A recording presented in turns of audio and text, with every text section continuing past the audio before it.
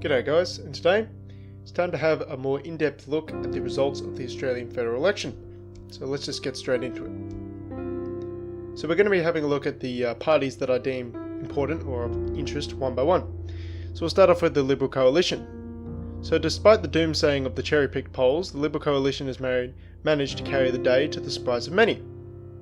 They have, however, lost the safe seat of Warringah to an independent, but in return they managed to get their safe seat of Wentworth back from an independent which they lost in a by-election last year.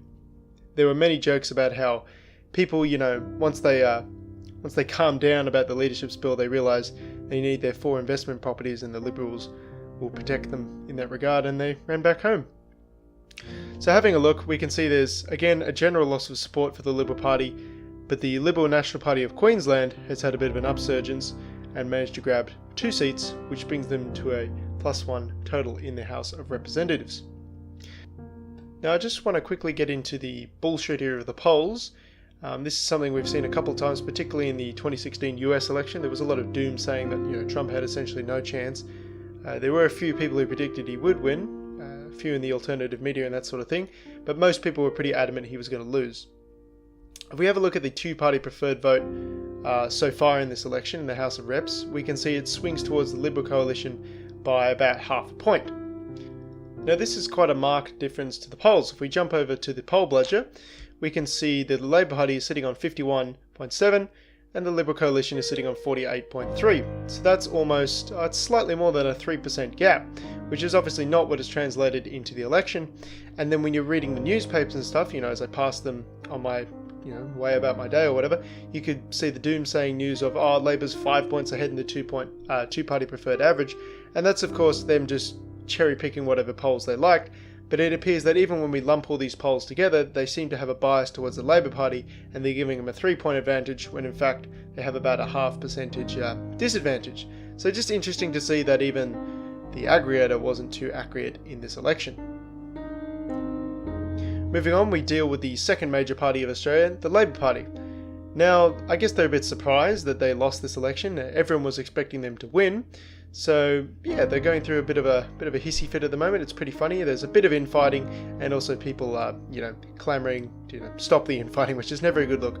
But as I mentioned in my last video, Bill Shorten has stood down as the leader of the Labor Party, likely because he's lost 3 elections in a row at this point, and that's not very good.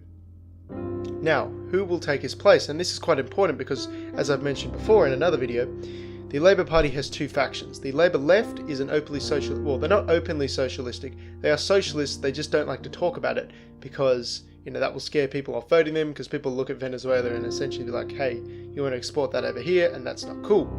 So a Labor left member of Anthony Albanese has thrown his hat in the ring for leadership, but no member of the Labor right, the sort of centre-left portion of the Labor Party, has stood up and thrown his hat into the ring for leadership.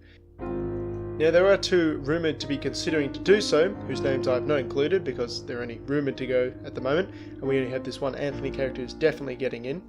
But to my untrained eye, this does seem worrisome. Not that I'm a Labor Party partisan or anything, but it seems that the Labor left this Labor left member is at least confident that he's going to get in, whilst the Labor right member has sort of no solid backing inside the party to get them elected as the leader of the Labor Party.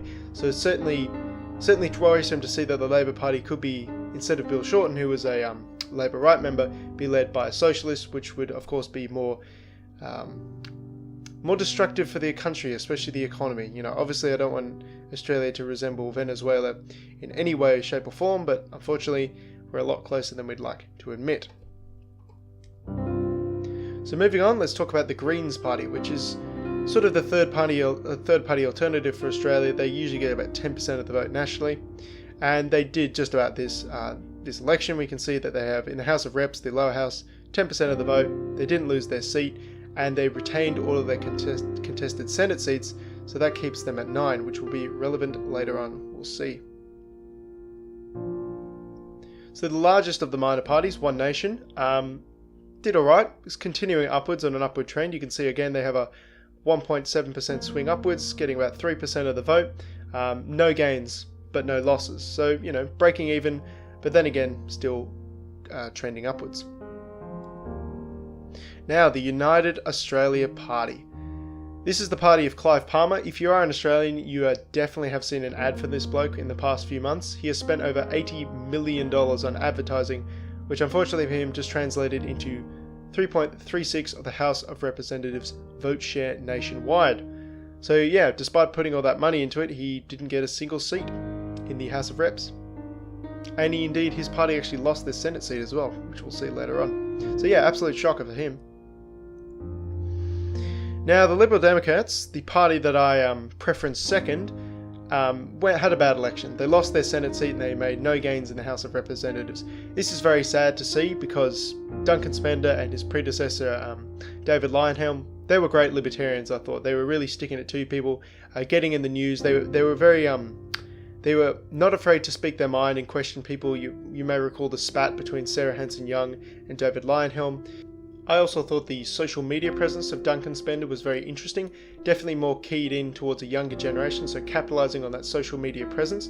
Although he isn't fully jiggy with it because he hasn't spread to alternative media platforms. He's still on, I'm going to guess, Twitter, YouTube and Facebook, the big three, but he hasn't translated to say a Bitchute or a Gab or a Minds.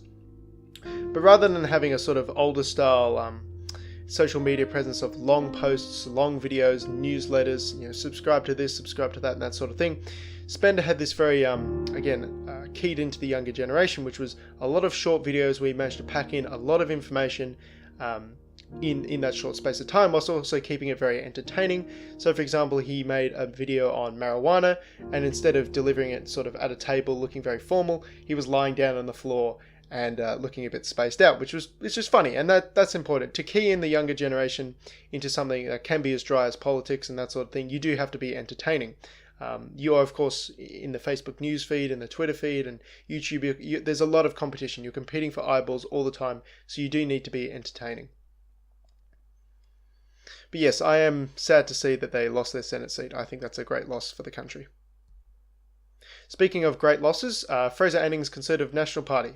Fraser Anning failed to keep his Senate seat, which is disappointing but not actually a surprise, because he only got there in this sort of weird shenanigans way. He basically, only 18 people voted to get him into the Senate.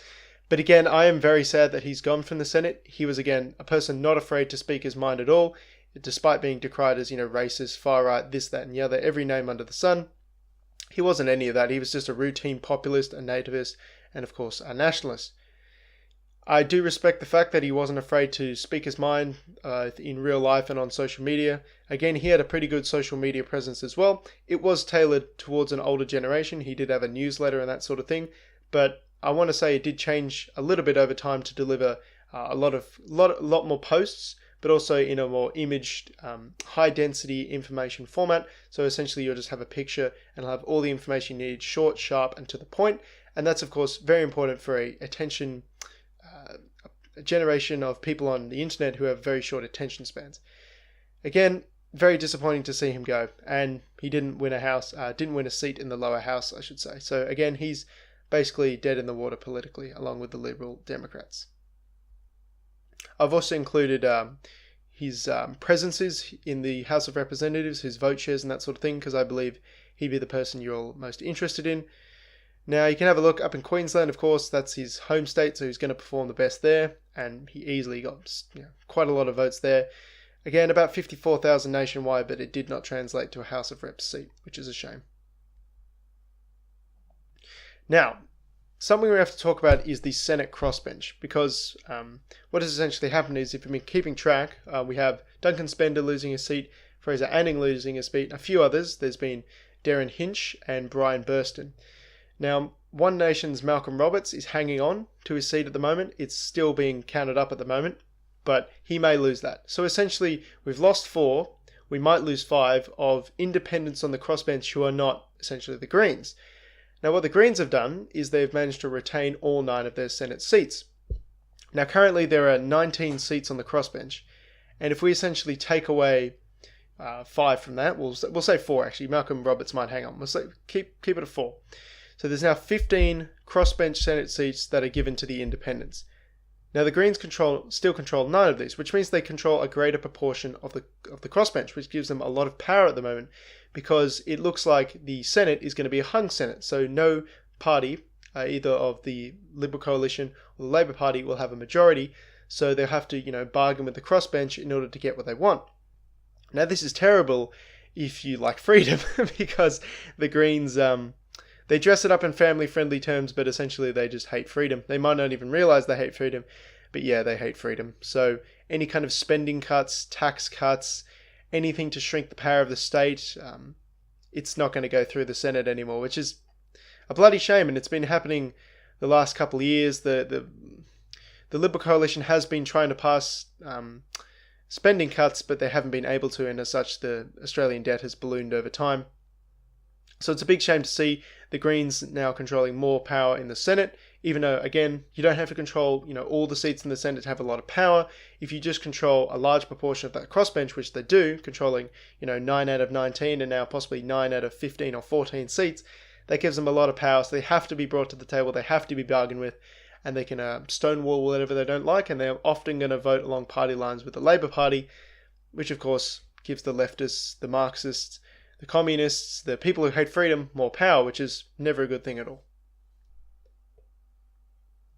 Now, something I'm pretty disappointed about is the low growth of the vote share of third parties that aren't the Green Party. So obviously with Fraser Anning, Duncan Spender, Darren Hinch, all these people losing their seats, this translates into essentially what is not a huge upsurging of support for minor parties, which is something I was expecting. I was expecting the total to go from the 13.1% it was in 2016 to above 15%, possibly 16, 17, and in a pipe dream 18 to 20%. And this obviously didn't translate. Now, why this didn't translate, I can't actually say for sure, because I was, again, expecting so much that it was going to increase. Or increase more, I should say. Now, having a look at a graph that I've uploaded in a previous video, we can see that, well, we can see first off that I haven't bothered to update the title, but we can see there's still, again, an upward trajectory, but not as rapid as later, or previous years, I should say. So going from 13.1% in 2016 up to 14.69% so far in 2019. Again, not what I was expecting to see. I was expecting it to see above at least 15%. So again, I was wrong. I was wrong about a lot of stuff this election. Damn shame, really. If I was right, if I got what I wanted, I'd be a much happier person. But again, wouldn't we all? So to recap, the Liberal Party wins the election against all odds. Not really. Against all expectations, certainly. The polls were again, biased, bludged, and continuously circulated, despite the fact that they weren't very accurate at all. And that is what we're seeing at the moment with the divergence between, it's a 5-point swing to Labour to this sort of, half point swing towards the Liberal coalition. We've said there has been no major translation of support for minor parties. The Greens remain pretty steady. They lost a small percentage of the vote share, but they still got, the million a bit, the 10% they usually get. So they managed to hang on to power, but several other minor parties, One Nation, Darren Hinch's party, Justice Party, Liberal Democrats, Fraser Anning's party, they all clearly couldn't make the cut. And that's a shame, because I enjoyed those people being present on the crossbench. They made it far more diverse. Now the crossbench is more powerful, but it's more centralized in that it's mostly Greens now, or there's more Greens now. So, and that's a big problem, because they're just going to block everything that I like, which is a damn shame. So I wouldn't be expecting any more tax cuts. I wouldn't be expecting any more government spending cuts. There'll be, the Greens love welfare. They love fake refugees, as Fraser Anning puts it. So, we can't expect anything good to come from them, which is a damn shame, because, again, I was expecting the crossbench to grow more powerful, but also more diverse in that regard. So there's precious little good news coming out of this election, both for Australia and for the rest of the world. Look, it is what it is. We're gonna have to live through it. I don't expect things to get any better. Quality of life, the economy, and that sort of thing. It might continue on a slow upward crawl, but I wouldn't expect anything dramatic to change for the better. I do have a more pessimistic outcome or outlook on the future of Australia at this moment, which is, again, a shame. I did want certain things and I didn't get them. And, disappointment is rooted in unfulfilled expectations, but I'll keep making my videos. I'll keep speaking the truth. I won't stop. I will never stop. And thanks all for sticking around, and have a good one.